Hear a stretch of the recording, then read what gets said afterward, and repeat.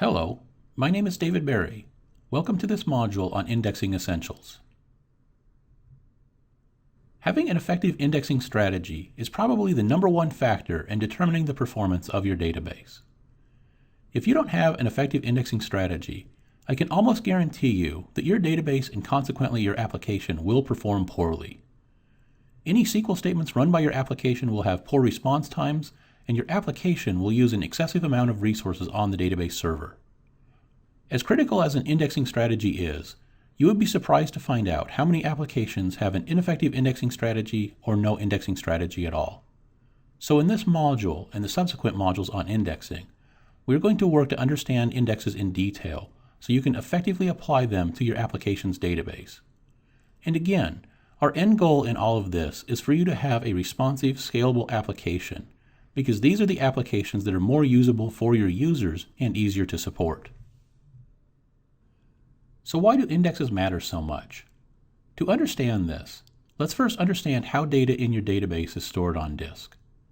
In an Oracle table, data is effectively randomly distributed. That is, there is no implied sort order or anything like that, so the data needed for any SQL statement may be anywhere inside of the table. Next, if we think about the data that is required for any given SQL statement, this is typically just a small fraction of the rows in the table. In the university example that we've used throughout this course, we're just loading a class schedule or grades for one student, or the course offerings for one department in one term.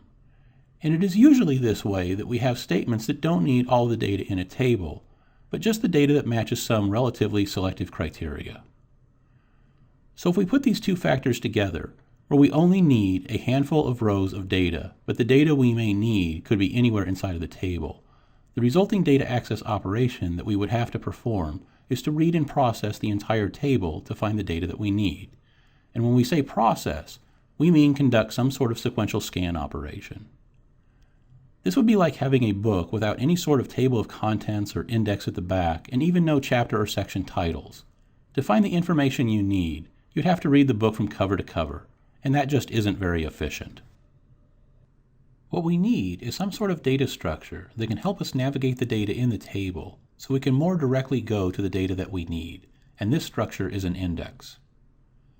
Each index is going to be defined with an index key, which is composed of a subset of the columns of the table that are frequently used when searching for data in the table.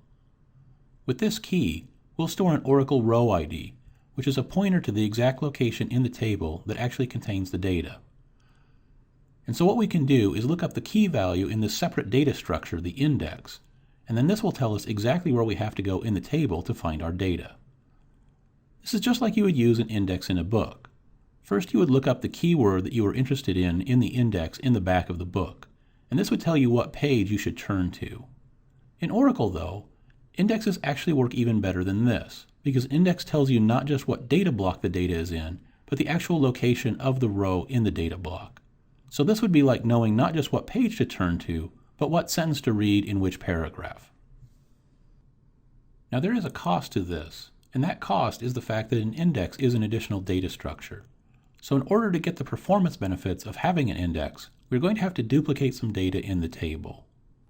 When the index is created, there's a computational cost involved in this process in terms of I/O to read all of the rows from the table, CPU to process these rows and create the index, and then additional I/O to write the index structure back to disk. And because the index is stored on disk, there is also a cost in terms of storage space.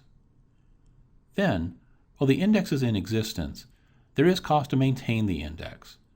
Anytime a column in a table which is part of an index is updated, the index has to be updated as well in order to keep the index in sync with what is in the table. When a row is inserted or deleted from the table, again, the index must be updated. All of this work can't be deferred until a later time. The index has to be kept in sync with what data is in the table, otherwise the index wouldn't be of much use in helping us find the data that we need in the table. So the index always has to reflect what data is in the table right now. Where all of this leads us is to the idea that we need to consider creating indexes as an investment. Yes, there will be a cost to creating an index and some overhead to maintain that index. But if this index can be used in thousands of other SQL statements a day to make those statements run faster, then this is a worthy trade-off. On the flip side of the coin, If we have an index that is rarely used in any of our SQL statements, we aren't getting much of a benefit out of that index, but we are paying the cost of maintaining the index. And just like in your stock portfolio, we want to recognize these bad investments and get out of them. The rest of this module is about helping you understand how indexes work so you can create effective indexes that will be used by your application. Once again, with this investment idea, we want to make sure that we are creating investments that help our application to perform better, not indexes that are poor investments and slow our application down due to the overhead they take to maintain. To do this, we'll first understand a little bit about the two most common types of indexes in Oracle, the standard B-tree index and the bitmap index. Then, we're going to start talking about how indexes act and what you need to understand to make sure they are effective. And we'll do this by understanding how column order matters in an index, and then move into a discussion about the selectivity of an index and why this is important and how you measure it. Finally, we're going to tie these two concepts together because they do have a relationship, and it's important to understand the dynamics of this relationship in order to create good indexes.